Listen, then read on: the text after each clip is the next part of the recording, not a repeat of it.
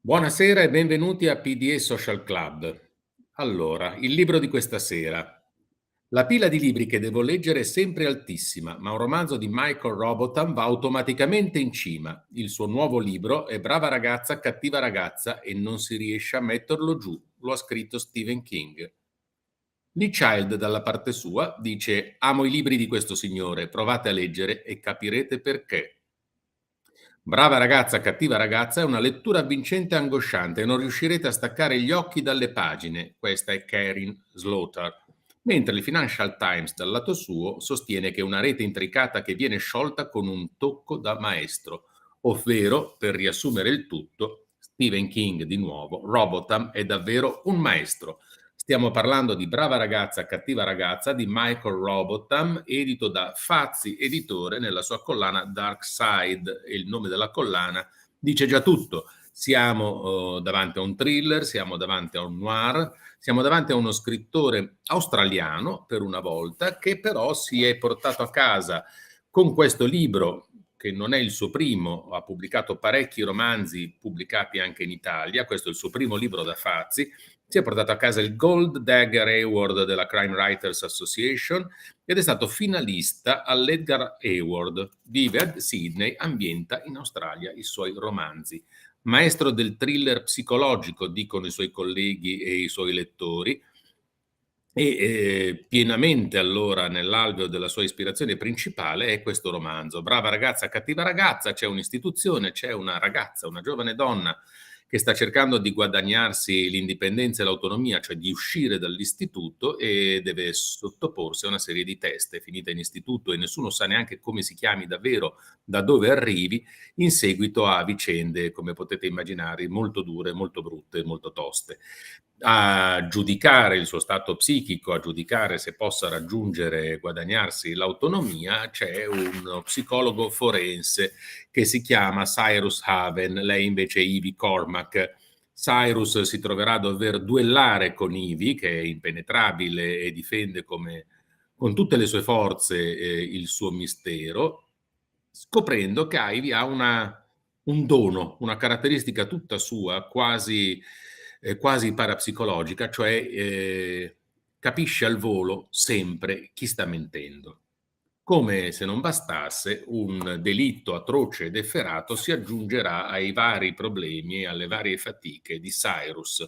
Ma questo è solo l'avvio del romanzo, il romanzo è tutto da leggere, il romanzo non è da raccontare, trattandosi di un thriller, il romanzo ve lo leggerete voi, ma a parlare del romanzo, a parlare di thriller psicologico, a costruire, a come si costruiscono personaggi che, come dire, catturino l'attenzione del lettore e di tanti altri problemi, abbiamo direttamente Michael Robotham da Sydney, a dialogo, a colloquio con il giallista a rivelazione italiano di quest'anno, cioè lo Jacopo De Michelis, portato alle glorie letterarie dalla Stazione, immane romanzo ambientato nella stazione centrale di Milano. Ma a questo punto la parola va a Jacopo De Michelis e a Michael Robotham. Buon ascolto e buona serata. Buongiorno a tutti, siamo qua per parlare con Michael Robotham del suo ultimo romanzo appena uscito per Fazzi. Due parole per presentare l'autore. Michael Robotham è nato nel 1960 in Australia, ma ha vissuto a lungo in Inghilterra, a Londra, dove ha fatto prima il giornalista e poi il ghostwriter, e a un certo punto è passato con grande successo alla narrativa thriller nel 2004 con un romanzo che si intitolava L'indiziato, The Suspect, che è stato un grande successo internazionale, tradotto in numerose lingue. Da allora ha pubblicato, credo, una quindicina di romanzi, ha vinto numerosi premi, sono stati tratti film e serie dai suoi libri, e arriva nelle scorse settimane in libreria con Good Girl, Bad Girl, Brava ragazza, cattiva ragazza, che è un romanzo di qualche anno fa, del 2019 mi sembra, è il primo di una nuova serie con un personaggio, Cyrus Haven, uno psicologo forense, di cui credo sia già uscito anche il secondo romanzo. Chiedo conferma all'autore. That's true. There is a second book, and I've just finished, and I will have a third book out, which is coming out in English in June of this year, and hopefully in Italian very soon.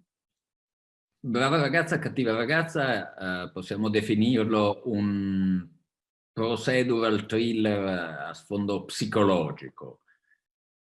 E Cyrus Haven è appunto uno psicologo di professione. Ora, nel thriller già da tempo una figura legata alla psicologia che ha molto spazio è quella del profiler. Molti protagonisti di thriller negli ultimi anni sulla scena internazionale sono profiler, però il personaggio di Michael Robotham non è esattamente un profiler, è uno psicologo forense che collabora in casi di indagini criminali con la polizia. Qual è la differenza fra le due figure, se c'è una vera e propria differenza? A clinical psychologist, their role is to help people cope with life. And that could be someone that's scared of going outside or scared of spiders, or they help people cope with day-to-day life. A profiler is someone who is dealing in forensic crime, looking at psychopaths and sociopaths and trying to help police understand why one human being would do such violence on another human being. In the case of Cyrus Haven, he's a reluctant investigator. He seeks to understand human behavior, but he doesn't want to really delve into the dark side of it because of his own past. You know, his own family were killed when he was a child, and he wants to understand why that happened, but he doesn't necessarily want to spend his life reliving that moment. Ok.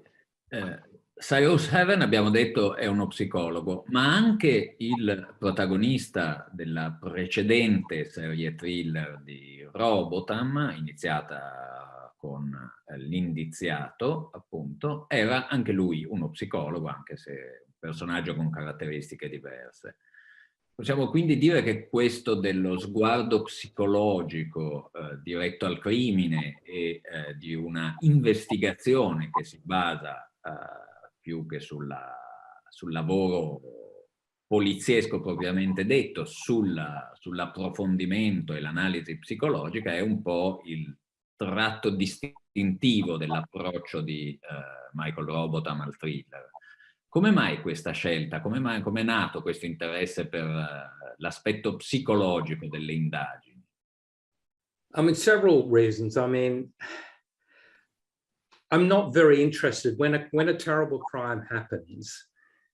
You know, some people are interested in how many times someone was stabbed, or you know, or the forensic detail of what happened. Whereas I want to know what went through the mind of someone who committed that crime, and what went through the mind of the victim before they became a victim. And to me, that is the great unknown. That's the fascinating thing. You know, violence is violence, but to understand why someone does a violent act, I think is far more interesting. And I think it comes from my background. That interest comes from my background as a journalist, and also as a ghostwriter, which you mentioned earlier. I did 2 books with a man called Paul Britton, and he was the pioneer of offender profiling in the UK. He was one of the first psychologists to work with the police, and he worked on many celebrated crimes, including Fred and Rosemary West, the House of Horrors, the couple that killed, you know, 15 people, you know, and you know, I mean, some of the worst crimes during the 1990s and 2000s he worked on, and he helped catch the police catch the people responsible. And I worked on 2 books with Paul. I wrote the book about his career, and I worked on a book about his clinical work. And he worked with the criminally insane in psychiatric hospitals. He was trying to catch people before they committed the crimes. And I guess that's where my interest came. And that's where my knowledge comes from of criminal psychology. C'è una scena nel romanzo particolarmente interessante e significativa riguardo all'approccio all'indagine del protagonista del romanzo, in cui analizza una scena del crimine e spiega in che cosa lui guarda e cerca cose diverse all'interno di una scena del crimine rispetto alla polizia. Questo trovo che è molto interessante, perché fa capire che questo particolare personaggio fa prendere poi al tipo di indagine che viene condotta una piega diversa, e mi piacerebbe che appunto Michael ci spiegasse in che cosa il Cyrus, il suo personaggio, differisce da un poliziotto quando analizza una scena del crimine, un delitto, un sospettato. When the police or a detective looks at a crime scene, I mean, they're looking for footprints and fingerprints and DNA. They're looking for the physical clues that a criminal has left behind, or potentially what they've taken away. But a psychologist, when they look at a crime scene, they're looking for the psychological clues. They're looking at how quickly someone could disappear from that scene and not be seen.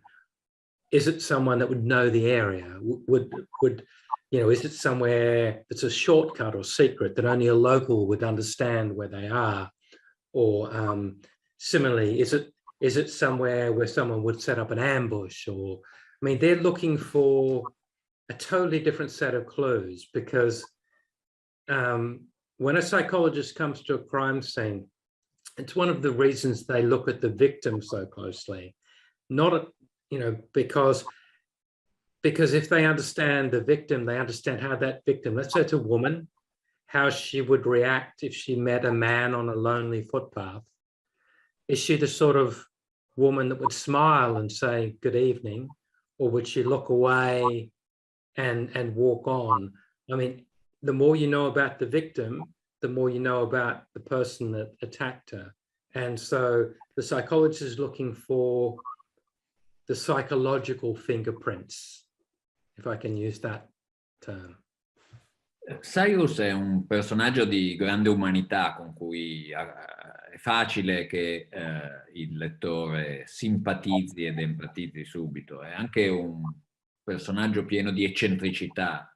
Vive da solo in una grande casa un po' decrepita e molto bisognosa di ristrutturazioni. Non possiede un telefono, nonostante il romanzo sia ambientato ai nostri giorni, ma solo un cercapersone. Ma soprattutto ha un passato tragicamente traumatico, di cui mi piacerebbe che l'autore appunto ci raccontasse quello che pensa che si possa raccontare senza spoiler eccessivi.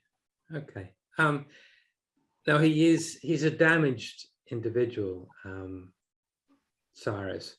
At the age of 13, he was living with his family. Obviously, he came home from football practice and he found that his family had been murdered, and he discovered the bodies. And he has had to live with that nightmare for the rest of his life. And during his teenage years, he cut himself, he did alcohol, he did drugs, he went off the rails totally. But ultimately, he pulled his life back together and he became a psychologist, perhaps to understand why someone would do what they did to his family. And that's why he became a psychologist. But I think it's nice that you say that people care about Cyrus, because I want people to care about him. I want him to be very human.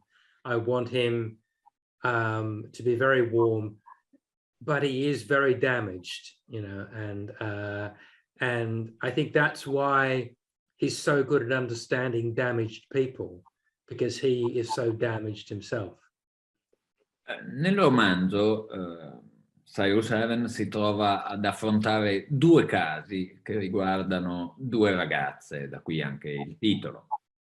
Ora non diremo precisamente come questi due casi si intrecciano tra loro, ma quello che scopriremo nel corso della narrazione è come il caso della brava ragazza in realtà nasconde aspetti che fanno capire che la brava ragazza non era poi così brava, e il caso della cattiva ragazza ci fa capire che la ragazza non è veramente cattiva. Quindi c'è anche nel romanzo, ma chiedo conferma a Robotham, un mettere in questione queste così semplicistiche categorie di buono cattivo.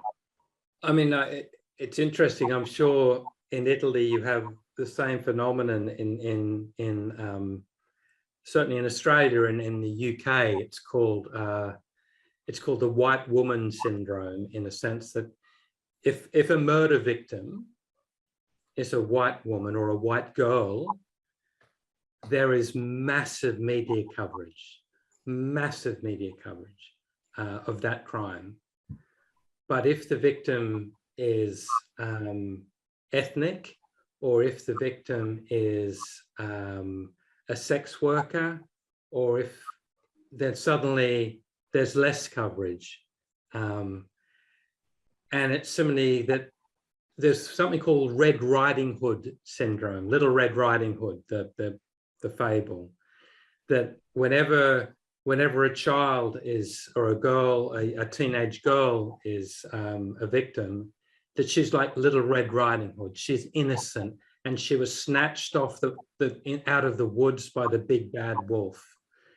And sometimes I wanted to play around with the idea that sometimes the victim, they're still a victim. Don't get me wrong, they're always a victim, and they don't deserve to be a victim. But sometimes they're not as pure as the media portray them as. Sometimes cases are more complex, you know. Sometimes the good girl isn't all good.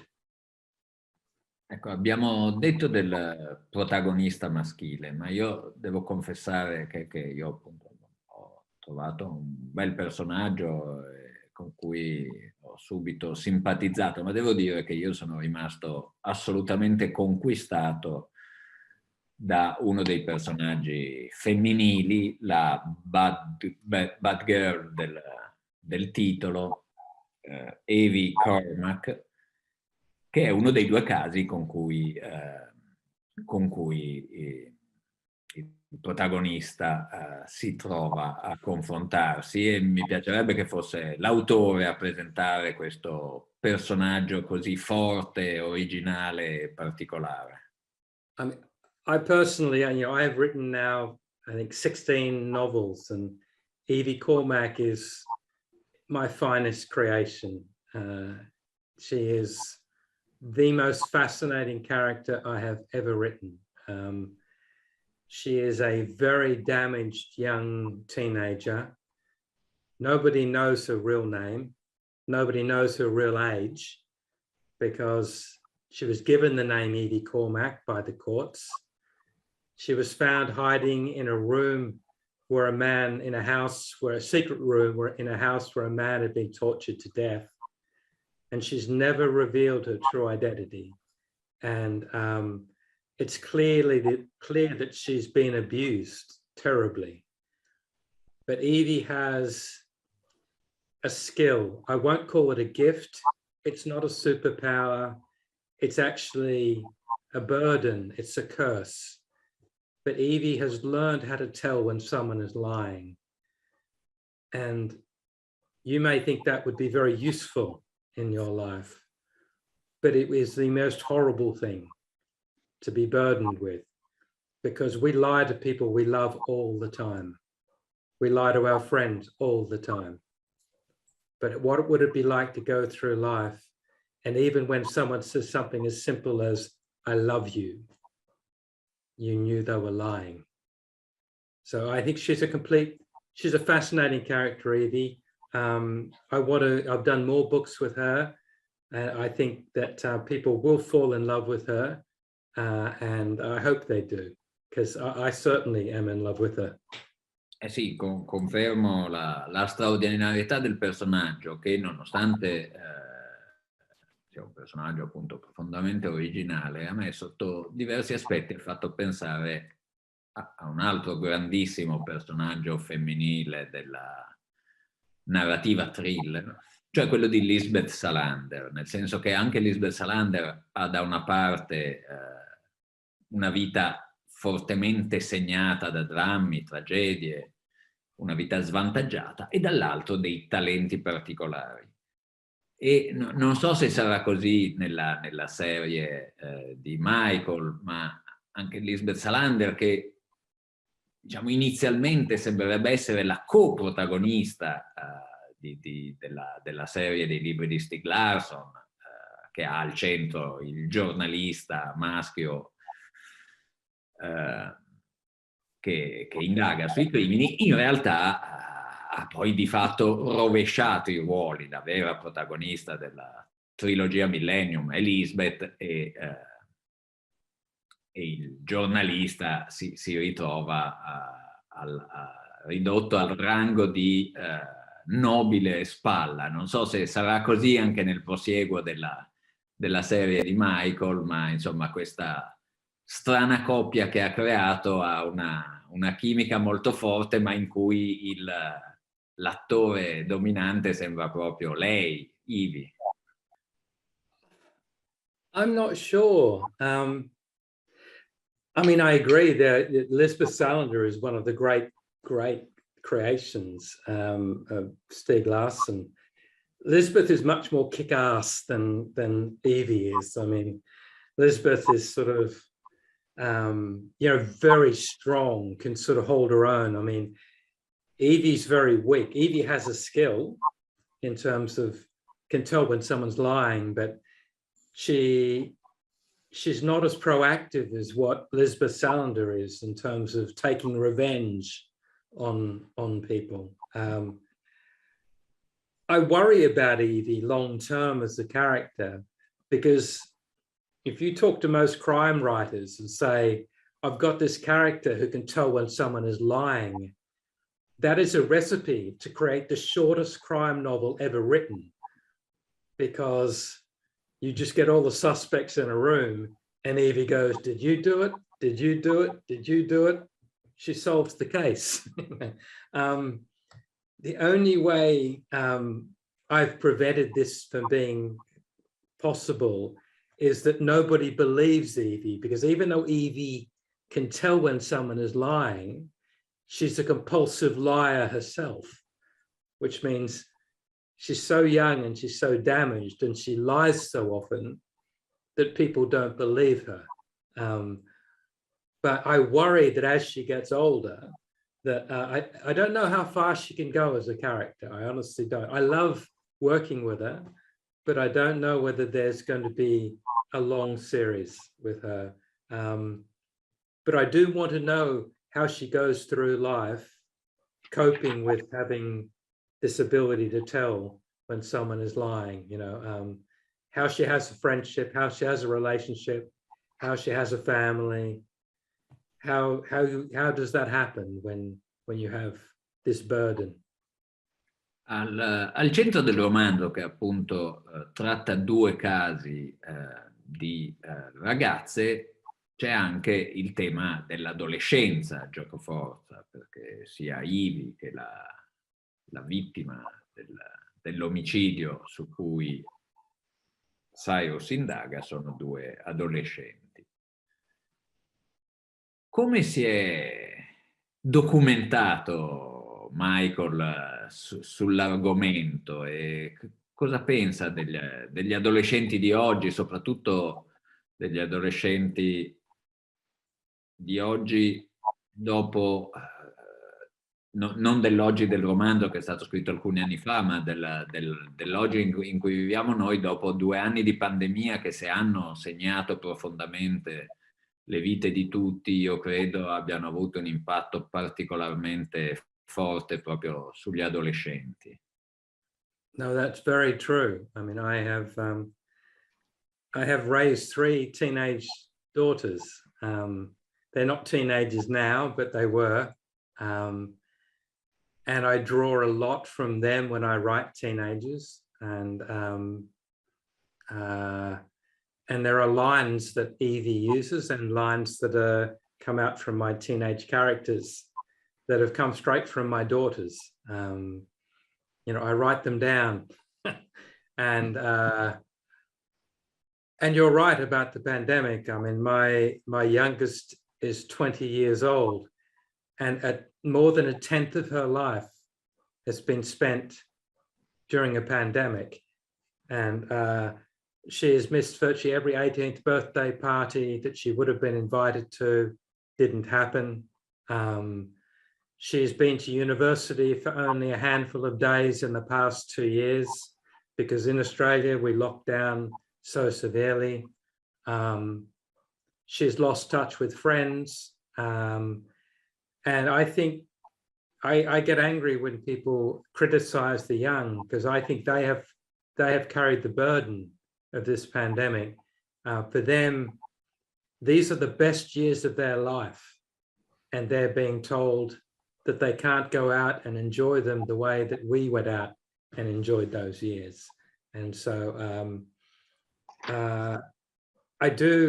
to me, as a writer, it's the ultimate challenge. I am a middle-aged man, you know, for me to try to capture the voice of a teenage girl, to get inside the head of a teenage girl, is perhaps the greatest challenge that I could have as a fiction writer. And I hope I do it well. And if I don't do it well, I have to do it better.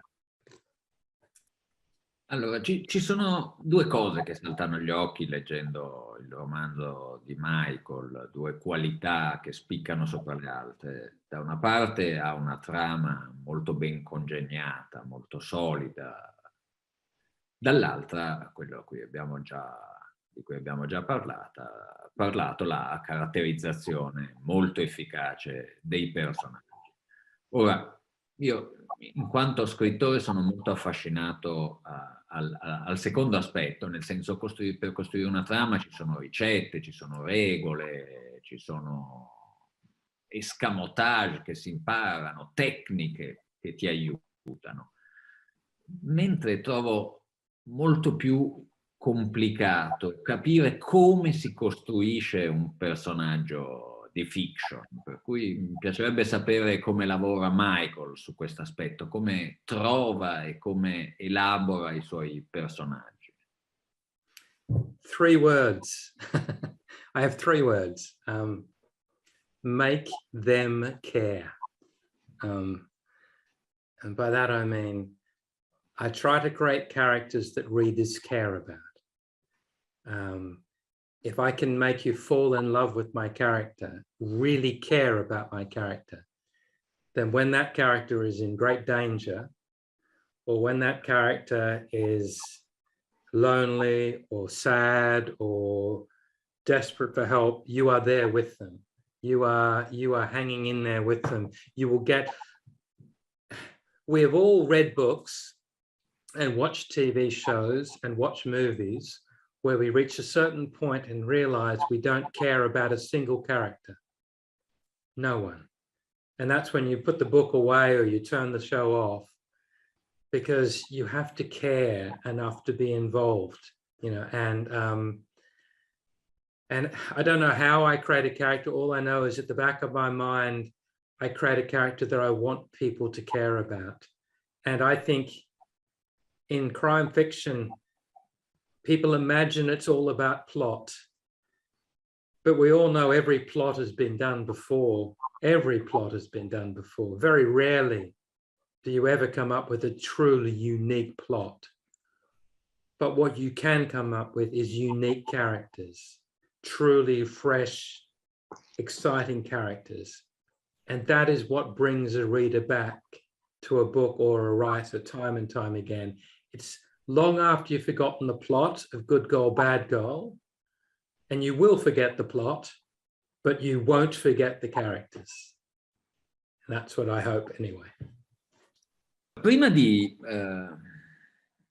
darsi con grande successo alla narrativa, Michael già scriveva, ma ha scritto prima articoli giornalistici e poi si è occupato di ghostwriting, che è una professione di scrittura molto particolare, perché implica il prestare la propria penna ad altre persone, di solito persone famose, restando nell'ombra e scrivere al posto loro, in qualche caso completamente, in altri casi magari semplicemente aiutandoli, i libri che stanno scrivendo. E siccome è una professione molto curiosa, forse una delle più interessanti tra quelle a cui si può dedicare uno che sa scrivere, mi interessava che ci raccontasse qualcosa della sua esperienza, anche perché so che ha scritto i libri di alcune persone molto famose in Inghilterra. Credo che di alcuni non si possa dire niente, ma invece su altri so che l'ha ammesso pubblicamente. Yeah, I did 15 autobiographies for as a ghostwriter, and they range from politicians to soldiers to pop stars to actors. For example, Jerry Halliwell, who was Ginger Spice in the Spice Girls, which obviously, you know, the biggest band in the world in the 1990s. I did her autobiography. Lulu, the 60s pop star who starred in To Sir With Love and was married to one of the Bee Gees, I did her book. Dennis Thatcher, Margaret Thatcher's husband, the first sort of male consort to a world leader, I did his autobiography. But I can only mention a few of them, or I would have to kill you all, because it's all secret. But I guess what it taught me was about capturing voice. Every one of the people I wrote for had a unique voice. We all have a unique voice. And as a ghostwriter, if I did my job properly, nobody would see my fingerprints on the story. It would look and sound exactly like the person I was writing for. I mean, it would, and their friends and their family would not realize that a ghostwriter was involved. It's almost as though they had just recorded it and put it on the page, you know. And that was the art of ghostwriting. And I guess in fiction, all I try to do is I try to create fictional characters that live and breathe on the page, that feel just as real as everybody I ever wrote for as a ghostwriter. Tu come giornalista e ghostwriter hai a lungo scritto di vicende e di personaggi reali. Cosa ti ha spinto, quale esigenza ti ha mosso nel passare alla fiction, alla scrittura di finzione? E secondariamente, come mai, visto che anche chi scrive romanzi cerca di raccontare qualcosa sulla realtà, come mai riusciamo a raccontare alcune cose sulla realtà solo in maniera mediata, passando attraverso la finzione e non direttamente in un articolo giornalistico, per esempio? Yeah, very good question. The truth is I wanted to be a novelist from about the age of 12. And I felt as though I had nothing to write about. I grew up in very small country towns, and Mark Twain has stolen all the best plots. And I became a journalist to gather material, I felt as though I needed to live and travel and experience the world. But I always wanted to be a writer. When it comes to the difference between journalism and fiction, there are many, many stories as a journalist that I knew were true, but I could not write them. For legal reasons, we did not get enough evidence, but I knew they were true, you know. And there are also other limitations on journalism. You know, you had 800 words to tell a complicated story. They give you 800 words. Sometimes they give you 500 words or 200 words, you know, whereas in fiction, I think it is possible to explore a greater truth because you have the space, you have the time, and you can explore more than just the facts, more than just, you know, the details. You can explore the inner workings of the human mind, and you can touch someone in fiction. But it's harder, you know. I think as a journalist, it's harder to make stuff up than it is to gather real things, if you know what I mean. I find it harder to write fiction than I did to write journalism, but I find it more satisfying. Grazie mille a Michael per la chiacchierata e grazie a chi ci ha seguiti. Se volete lasciarvi toccare dalla scrittura di Michael e dei suoi personaggi, il romanzo appena uscito per Fazzi è questo e lo trovate in libreria. Grazie.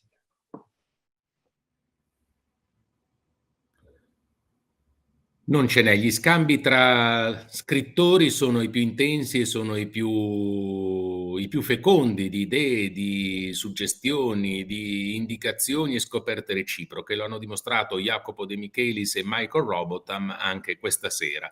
Grazie a tutti per averci seguiti, grazie a Michael e a Jacopo per la generosità con cui si sono concessi, grazie a Fazzi che ha pubblicato Brava ragazza, cattiva ragazza, e grazie a tutte le librerie indipendenti che hanno condiviso anche questa sera con noi la conversazione, la presentazione del libro. Buona serata a tutti e ci vediamo settimana prossima.